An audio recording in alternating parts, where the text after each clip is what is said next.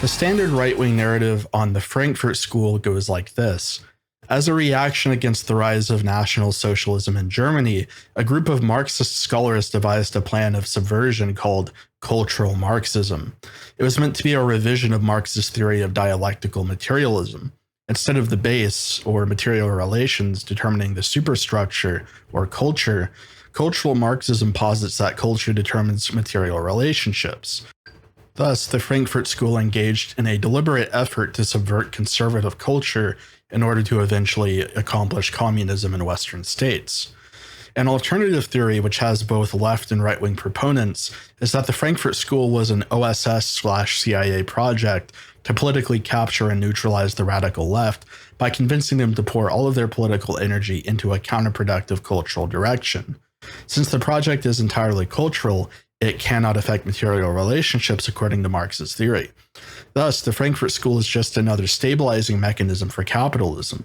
This theory is based on the fact that Herbert Marcuse was indeed employed by the OSS and CIA during the late 40s and early 50s, as well as the fact that the French New Left, who were exponents of the Frankfurt School, had contacts with the CIA as well.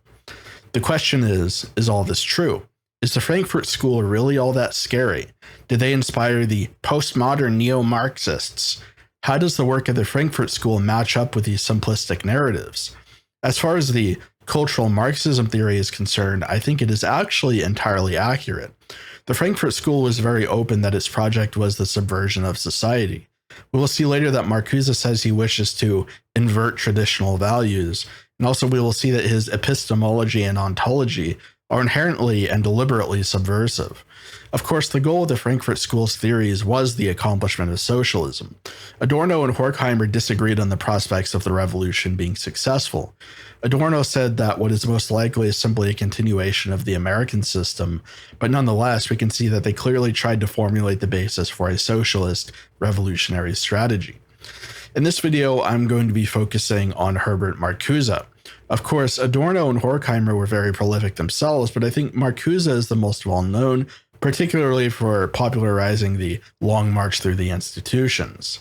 I think his work is emblematic of the Frankfurt School as a whole, and so it should be no problem to focus on his books. One-Dimensional Man, next to Eros and Civilization, is one of Marcuse's most celebrated works. In it, he deals with the preservationist logic of capitalist society, the effects of different formulations of language, as well as the consequences of dialectical versus positive logic. I won't spend very much time on this book because its central ideas can be grasped quite simply, even though they are elaborated at length and often in contradictory and elliptical style. The first couple of chapters establish the difference between one-dimensional societies and two-dimensional ones. The one-dimensional society is based on instrumental rationality and positive empiricism. In it, the particular reigns over the universal, the concrete over the abstract. Consequently, human thought and action is constrained to a monolithic and small range of options that generally reinforce and reproduce capitalism. In other words, it consists of a static unity comprised of unions of opposites that are frozen together. Two-dimensional society, on the other hand, is the opposite. The universal reigns over the particular, the abstract over the concrete. Since two-dimensional society rests on dialectics, it incorporates contradiction, which serves as the engine of choice and change. As such, the range of possibilities for man in two-dimensional society is much wider than in one-dimensional society. Rather than simply serving to maintain the status quo, non-instrumental reason can, because of its anti-positivist dual nature, i.e. combining an is with an ought, speaking in abstract and general terms to allow a range of interpretation and negation, arrive at an alternative system, namely socialism. Marcuse elaborates on the two theories of logic in the middle of the book. Dialectical logic conceives of contradiction as an intrinsic part of thought. Therefore, contradictions can be employed in order to critique, negate, or change society. An example of this is the union of progress and ecology, or the division of labor and anti-alienation. Of course, one can easily see that the employment of these contradictions cannot actually lead to any serious political results. As I will examine later, it is impossible to marry ecology and industrial economic progress. Likewise, it is impossible to avoid alienation of a laborer's product if we have a division of labor, which Marcuse notes would be necessary to produce certain advanced products. If a worker only performs a single task, and a product requires multiple tasks to complete, who is entitled to the product? The product cannot be split up. One could say that it could be distributed via a round-robin system, but this would still involve alienating a worker's product, even if all workers eventually receive a product. On paper, it does really sound like contradictions stimulate thought and destroy static paradigms, but it does so for no real end. It simply ends up making thought impossible. And very briefly, I want to mention something about Marcuse's analysis of capitalist stasis in the first chapter. He argues that the proletariat has been pacified, that they are no longer a revolutionary class because of increases in standards of living. One-dimensional society is thus completely secured against revolution, but simultaneously, he writes that its unions of opposites, such as industry beauty or freedom exploitation, render it inherently unstable. These claims cannot be true simultaneously. Marcuse's ellipticals exist purely for the purpose of exhibiting false erudition. The other aspect of non-instrumental logic is truth as negation. Marcuse argues that any concept must be a negation of a real object. By this, he means that the notion of an essence or an idea abstracted from an object negates the practical reality of that object. For this reason, it is possible to conceptualize an object in ways other than that which might be arrived at through instrumental positivism. For example, rather than viewing clothing as efficient capital, we can instead view it as a use value that meets the needs of the workers. This affects the scope and character of production. We might reduce the quality of the clothing to meet more people's needs, rather than producing the highest quality possible to generate the most profit. Marcuse marries this with a teleology, which he defines in another book basically as a social aesthetic judgment. So rather than an object's purpose being what it is practically for, an object's purpose is instead what people socially determine. An example of this might be a mahogany tree.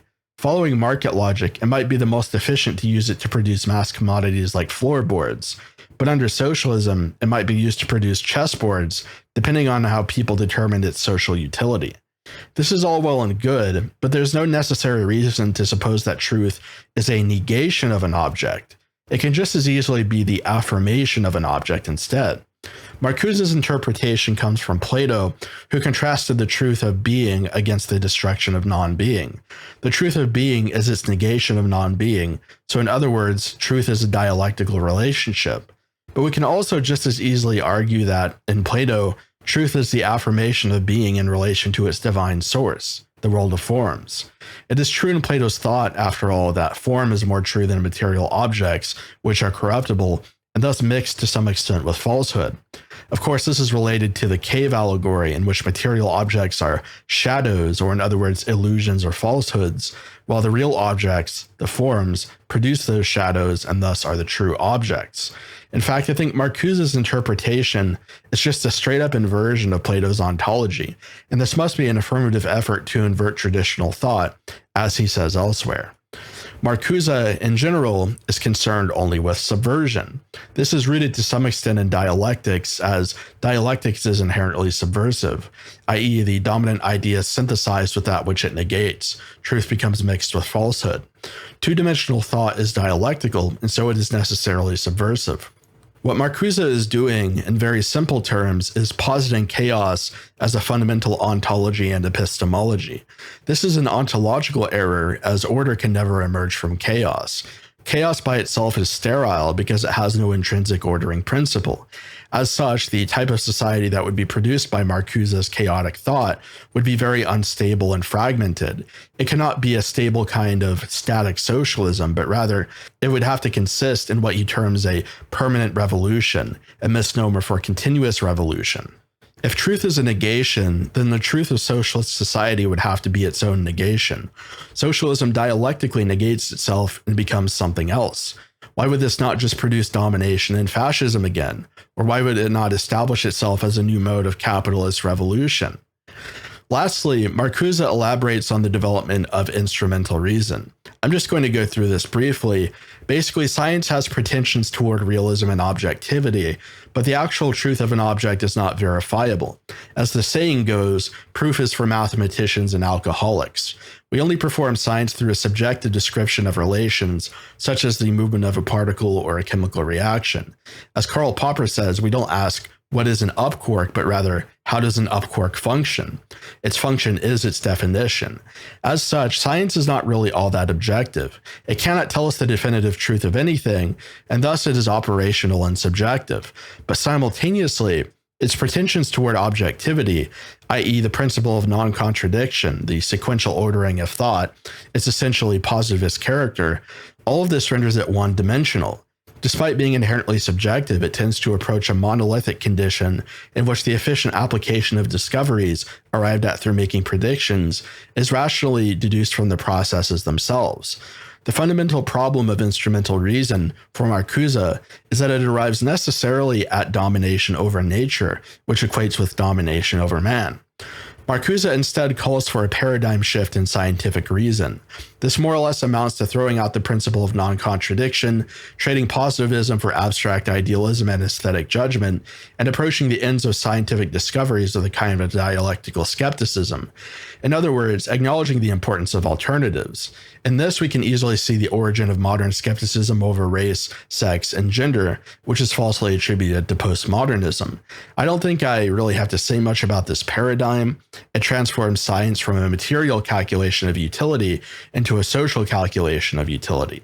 It is ironically in itself instrumental because our reinterpretations of the ends and methods of science must accord to whatever purpose we have in mind, such as the development of sociological constructs meant to render racial essentialism and scientific racism socially and morally untenable. But it can easily take on an antinomian direction in which scientists decide that their method ought to be used for oppression because it's socially beneficial to them. Marcuse has not beaten instrumental reason, he has simply reinvented instrumental reason. Besides, alternatives are already implicitly present within instrumental reason, since its descriptions and ends are fundamentally subjective. Renaming capital R reason to reason does not actually change what it is. Now we arrive at the next book. Marcuse's Counter-Revolution and Revolt elucidates his strategy to thwart the bourgeoisie, or at least what the bourgeoisie has become, namely a more socially liberal, cosmopolitan form of the bourgeoisie that has dispensed with religion and traditional values. He diagnoses various reasons for the failure of revolution to spontaneously appear in advanced capitalist countries. For one, the proletariat have ceased being a revolutionary class, because commodity fetishism, which is the sacralization of exchange value, has a twin, labor fetishism, or the sacralization of labor. In other words, the proletariat reproduces the productive mania of capitalism, thus solidifying its role in the system. How this can be squared with the socialist idea of the progressive extension of productive forces is anyone's guess. Production is supposed to be at once expanded, but also to be constrained by the needs and wills of the workers.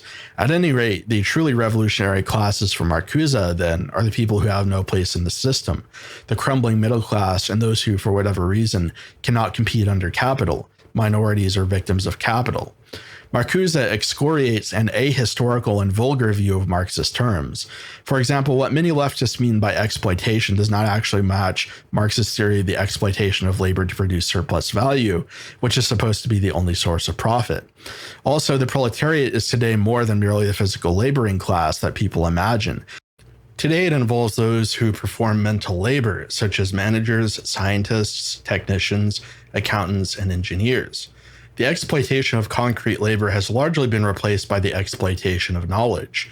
Further, many people who today might be considered middle class are actually proletarians, since they do not use capital to make profit, and they sell their labor for wages. However, rising standards of living, as well as the culture industry, which is the commodification and mass production of art and entertainment, contribute to the death of the proletariat as a revolutionary class by stupefying them and rendering them passive. They are lulled into a state of false consciousness through hedonism and the satisfaction of their vital needs.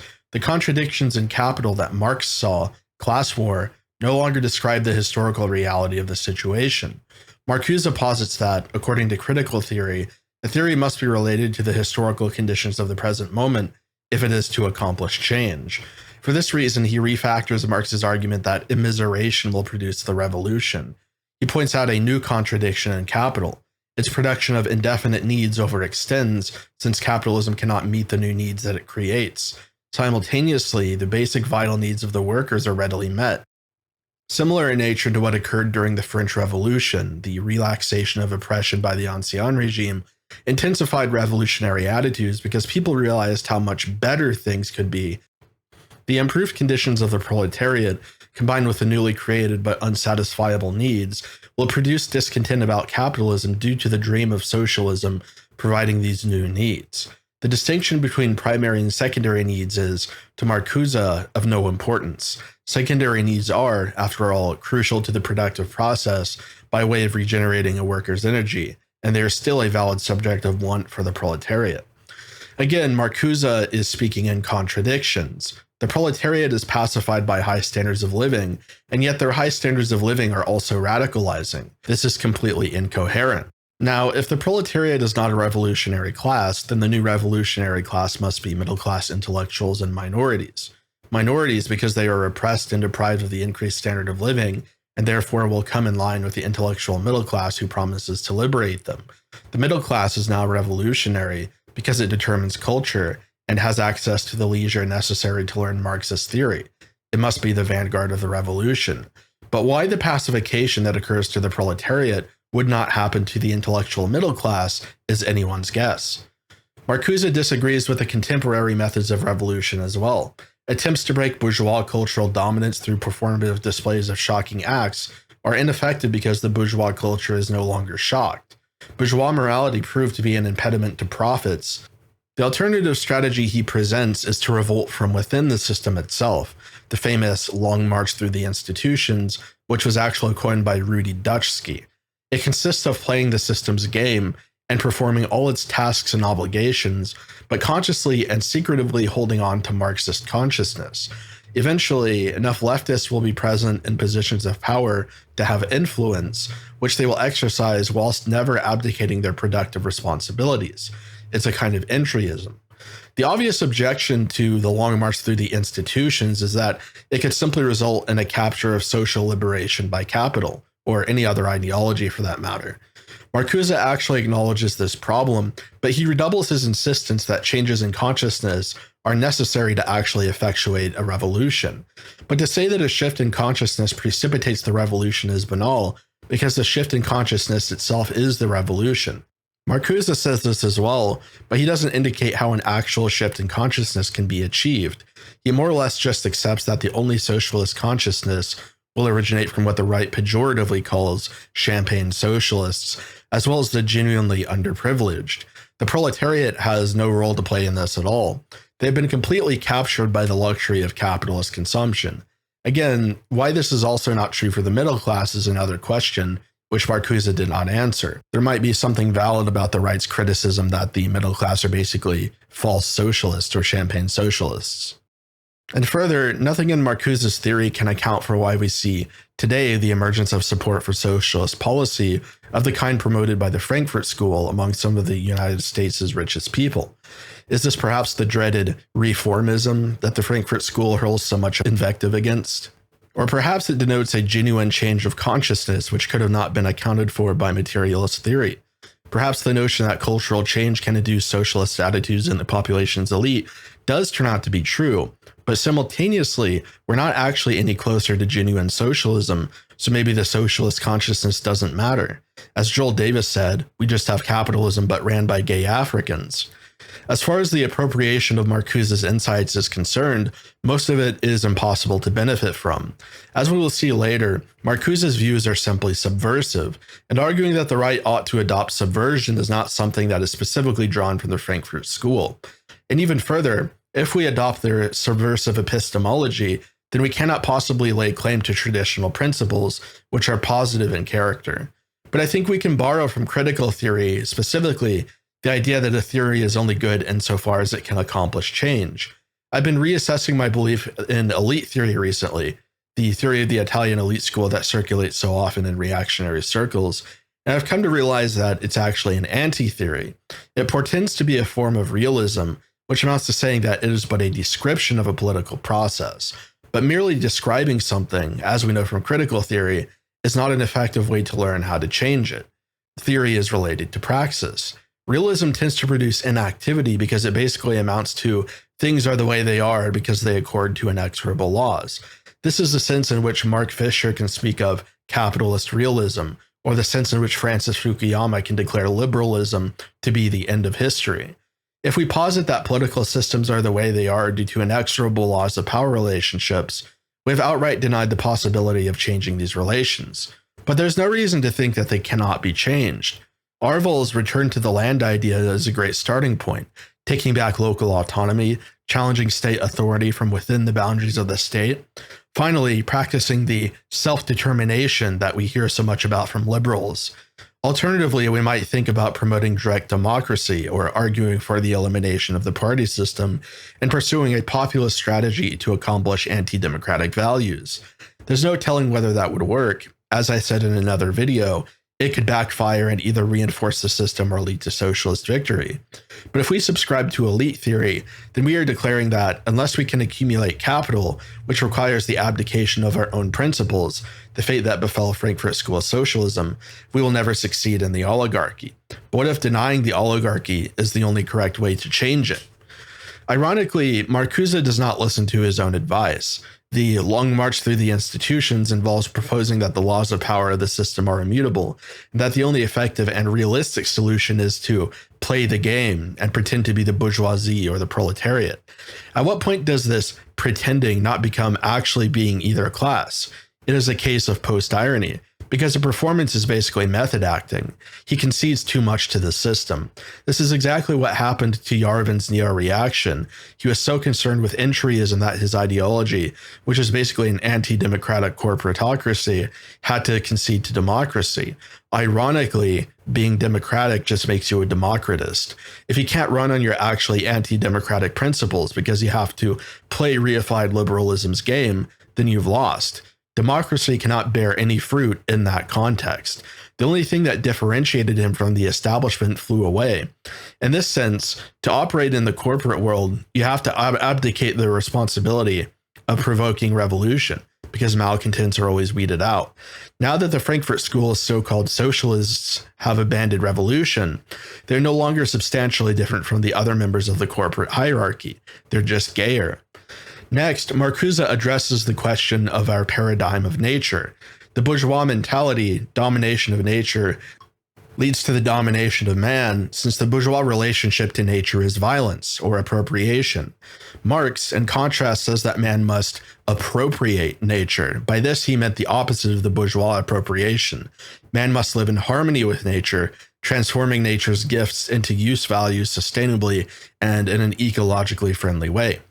Our paradigm of nature is informed by our senses, so those must be revolutionized as well. The bourgeois view is positivism, or the reduction of the world to an empirical object.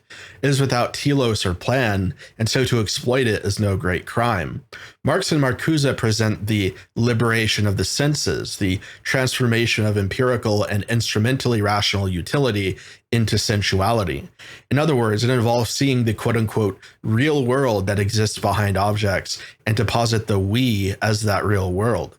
The world becomes a subject, we, and as such, it is wrong to exploit or to oppress it. The world is a cosmos, an order. It possesses a quote-unquote teleology, which Marcuse divorces from the noumenal meaning of that term. Its telos is Kant's purposeless purposiveness. In other words, our aesthetic judgment of the world is not reducible to a concept, and so it allows the free play of imagination, determining what its purpose is. The world's telos is our imagination, and the violation of our imagination is dominance and oppression.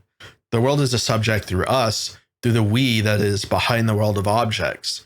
Therefore, the liberation of the senses is the arrival of peace and creativity on the earth through the transformation of our aesthetic judgment of the earth as a living part of our collective life, rather than as a non-aesthetic rational utility. What is evident about this chapter is that it just seems to be an attempt to square Marx's denial of scarcity and his doctrine of industrial progress with ecological sensibilities. This is simply a contradiction. We cannot provide for everyone with the scarce resources available on the earth, even with the surplus available under modern capitalism. If we consider just the United States alone, if we were to split up Elon Musk's wealth to every individual American, they would receive only about $600 each, which is well below what one needs to live. And that is assuming that somehow we could reproduce Elon Musk's net worth every month, and even further, that we could possibly reproduce that wealth sustainably. But fine, if we expropriate all the surplus wealth in America, we could probably grant all Americans something like a universal basic income large enough to live on, the wealth necessary to actually build infrastructure and housing notwithstanding. But what about Africa or Southeast Asia? What about the so-called global South? It would be necessary to industrialize them to the same extent as the West in order that they might produce enough surplus to provide for their respective populations. But in this case, are we not simply arguing for the indefinite exploitation of scarce resources? One could argue that technology can improve the sustainability of industrial society, but the planetization of technology itself requires indefinite resource exploitation. In the end, we have to acknowledge that we can have either progress or ecological conservation. We cannot have both. The Frankfurt School's denial of the category utopian to describe the socialist dream of post-scarcity and worklessness turns out to be completely quixotic. It is genuinely utopian to propose that we should do the impossible, to preserve the earth while ravishing it. Sometimes the creative use of contradiction is just that, contradiction. It may be a deliberate strategy to stupefy the reader in order to convince him of the necessity of inversions, like Marcuse's insistence that we should strive for the feminization of men, or that men are subhuman and only the feminine is human. Charles Upton called this deliberate use of contradictions deferred closure. Two contradicting concepts are juxtaposed and equivocated, making it impossible to arrive at mental closure. The aforementioned ecological industrialism is one such example, but there are also others, such as later when Marcuse argues that the pairs of opposites should be broken apart, while simultaneously utilizing dialectics, which implies syntheses of opposites. When liberalism practices dialectics, it produces stagnation. When socialism practices dialectics, it produces liberation. We might as well say that war is peace and freedom is slavery. In my video on James Lindsay's theoretical communism lecture, I noted that a spiritual or esoteric interpretation of Marxism is inappropriate and doesn't elucidate anything about the theory. I still think this is true, but Marcuse, unlike Marx, decides to tread tentatively into the realm of metaphysics and ontology. For that reason, I must have recourse to metaphysics to explain and critique Marcuse's paradigm on art. Marcuse's treatment of art reads like a desublimation, to use one of his favorite terms, of metaphysical and spiritual concepts down to the political and psychological planes, much like the rest of his work. He is turning metaphysics right side up, i.e. materializing it just like Marx turned Hegel right side up. All the while, Marcuse insists that a spiritual transformation of Marxism is a disaster, which is very much special pleading. It is here, in the realm of art, where quote-unquote spirituality, I mean that in a very reductive sense of that term, becomes inextricable from the material. This is evident in Marx, where mental forms, spiritual life, and imaginary images form the superstructure of material relations rising up from out of them. Of course, the relevance of metaphysics to consciousness is reflected here as well, and in the last chapter of the book too. We can plainly see in the Frankfurt School that they have inverted Marx's schema. The superstructure now takes primacy over the base. Therefore, the way we interpret art and our aesthetic and philosophical judgment of that art is critical for determining revolutionary consciousness. In other words, as Marcuse says, it is the problem of attempting to overcome bourgeois individualism with a new Marxist individualism. For all of the Frankfurt School's skepticism against metaphysics, it appears that they appropriate it for its mental utility and invert it, while simultaneously putting it within the framework of dialectics. For Marcuse, the basis of all art is the subject-object dichotomy. This is related to Kant's idea of aesthetic judgment, which states that we never form a concept out of aesthetics, and thus there is a field of freedom through which we employ our imagination. Think of beauty, for example, or ugliness. We have no rational concept of these things. They only present to us as images. According to Marcuse, if there were no separation between subject and object, there would be no field of freedom and thus no imagination. We would directly apprehend the objective meaning behind form, and so there would exist no reason to represent it through art. He says the impossible union of subject and object renders art itself impossible. However, we can argue both that transjectivity is possible according to the Vedanta, and also because integral symbols represent concepts that have aesthetic potential. Transjectivity would not render art impossible, especially since it admits to multiple meanings to symbols. Further, Marcuse, like Karl Popper, attacks linguistic essentialism. There's a semiotic disconnection between the word and the object. This gap exists because of the subject-object split, and so we once again enter upon a field of imaginative freedom. This is the basis for poetry and prose. Perhaps this insight might also be motivated by a similar insight to Popper, which is that essentialism, certainty of a static definition, is related to fascism. We also see a similar idea show up in Foucault and Deleuze, that certainty of truth is related to fascism, while freedom is related to uncertainty. It reminds me of Horkheimer's preference for what he calls the diffuse and chaotic in the New Manifesto, as opposed to the centripetal and static, which of course is an ontological preference as well. The certainty of words, to Marcuse, is the great illusion of bourgeois art and society. Art that aims to imitate life or to describe reality, realism, is thus entirely illusory. Illusory because it is placed on a polite dissimulation of the exploitation and oppression that the bourgeoisie carry out in society. But Marcuse introduces the concept of the aesthetic transformation. This consists in the particular, or illusory representation, becoming transformed into a universal, or truth. In other words, the representation is transformed into its opposite, and thus the shadow of the representation implies a truth. Art implies truth by inverting form. Beneath the burlesque displays of nobility, wealth, propriety, and contentedness in bourgeois art lies the suffering of the downtrodden and impoverished proletariat. We can obviously see the influence of dialectics in this formulation. Further, art is political because art is not inherently anything. Marcuse sees an art not an act of the expression of the artist's will and intent, but rather a basis for novel interpretation by its users toward given ends. This view is obviously informed by critical theory. Any theory of art must have as its goal change. A theory of art that merely describes the intent of the artist or the desires of consumers is useless. Marcuse argues that expressly political art is ineffective because representation in art is inherently illusory. If art represents directly a political cause or concept, it becomes anti-art. It renders that concept unreal, and it loses all revolutionary potential. Art, because of its illusory nature, is a universe within a universe that follows its own internal rules, such as what he calls the laws of beauty. Thus, the rules of our reality cannot be directly transposed onto art. There must be a certain distance, an implicit recognition of illusion, which then leads to truth dialectically. Marcuse then asks a question: is proletarian art revolutionary? The answer is no. Proletarian art is not revolutionary for two reasons. One, all representation is illusory. Representing the proletariat renders it an unreal subject. In a sense, Marcuse is implying that all art is parody, and so to represent the proletariat would be to critique the proletariat. Representing that which you value and promote will invariably destroy it. I think with some qualification, this idea is actually true. Political art is notoriously bad. Two, the proletariat is not a revolutionary class, so proletarian art cannot be revolutionary.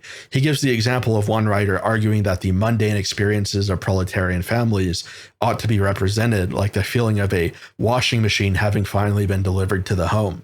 But this representation obviously says nothing against capitalism. It says nothing true. Also, Marcuse argues that fundamentally, since in art, theory is divorced from praxis, art cannot possibly be proletarian. It is purely intellectual. Thus, the real revolutionary potential resides in the educated professional middle class and within minority groups.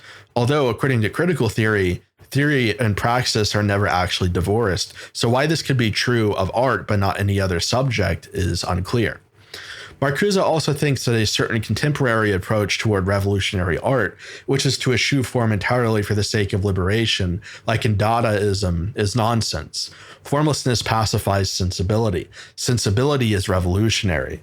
Only aesthetic judgment, driven by inverted representations of form, can provide the necessary imagination to provoke and sustain revolution. Now, obviously, Marcuse is applying dialectics to art. He is pitting the particular against the universal, the real against the unreal. This is an interpenetration of opposites in which the real negates the unreal and synthesizes truth. The aesthetic transformation is the dialectical transformation of quantity into quality. But this application is questionable from a metaphysical perspective. To illustrate Marcuse's errors and to show the extent he has inverted reality and ontology, I will draw from the traditionalist school, specifically René Guénon and Charles Upton. The negative proof of truth through illusion, what he calls the aesthetic transformation, is from a certain perspective, as in not literally arguing that truth is produced by illusions, traditionally valid. Shadows indicate a real object. William Blake's quote, "The more he blasphemes, the more he praises God." But we could turn this against Marcuse. Every principle Marcuse presents is a precise inversion or shadow of a traditional truth, and as such, it's telling that he cannot produce any original truths through his dialectical treatment of art. He himself is indicating the truth inversely. The belief that representation or unsublation renders fundamentally unreal and ineffective whatever is represented, the belief that all art is parody or critique, is an inversion of the power of symbolism, such as that of orthodox icons, which do indeed represent truth without parody. Marx's doctrine of recollection, which is the gathering together of scattered fragments from which one forms a whole, is an inversion of the truth that the complex actually originates from the simple. The doctrine that subject-object consciousness would eliminate the possibility of art is an inversion of the principle that the absolute, at once subject and object, is the Neoplatonic summum bonum, the overflowing of creative potential into manifestation. In other words, God is good. All creativity comes from God, and that also includes all creative interpretation. Marcuse locates art in becoming instead, a true inversion. Finally, Marcuse holds that one must break apart all bourgeois pairs of opposites, such as beauty-ugliness, attraction-terror, or pain-pleasure. This would amount not to a transcendence of these pairs, but rather a sinking below them into an amalgamation and confusion of both principles, which is exactly what dialectics is. It is an inversion of the mystical transcendence of pairs of opposites through which one realizes the archetype behind them. But Marcuse does get a couple of things right. Namely, that non-symbolic representations are illusions, and also that we cannot reduce our interpretations of the senses into concrete concepts. The actual truth of reality is supra-rational. I don't mean to say that Marcuse is anything but a materialist. I simply want to illustrate how far art forces us, no matter how materialist we are, to intrude onto the grounds of metaphysics. The errors he makes are all too common: mistaking chaos for creativity, mistaking amalgamation for union, mistaking destruction for liberation, and mistaking negation for truth. Of course, this discourse about metaphysics is going to seem a bit inappropriate. Again, it might sound like what James Lindsay tried to do with Marx, but I actually had a good reason to do this for Marcuse. He says previously in the book that in order to accomplish social liberation, it is necessary to quote-unquote invert traditional concepts. And in fact, I said the same thing in regard to Lindsay, that Marx is just an inversion of traditional principles. So I think Marcuse is quite intentional in his inversion of metaphysics, since he has gotten some of these ideas third hand from modern philosophy. For example, the union of opposites comes from Hegel in a distorted form, although some of these inversions must be somewhat discontinuous in the sense that Marcuse did not actually read, let's say, Guénon and then invert the meaning of each principle. But due to the forces of what Guénon calls anti-tradition, both conscious and unconscious inversions of metaphysical principles occur all the time. This occurs in Marx, in Alexander Dugin, and in the various works of liberalism and postmodernity that venerate chaos and relativity. This isn't to say that Marcuse is secretly an occultist from the Order of the Archangel Michael and the Fetzer Institute, or that he eats at woke Arby's. But it does mean that he is an agent of the centrifugal forces of materialism, which have been working to squeeze truth, meaning, reality, and order out of civilization since the Renaissance. In the end, what do we make of the right-wing narratives? Clearly, Marcuse is trying as hard as he possibly can to pervert everything traditional and to quote-unquote sublimate, by which he means even further materialize everything modern. This so-called cultural Marxism is exactly what the right says it is. He even goes as far as to invert reason and epistemics by claiming that truth is negation.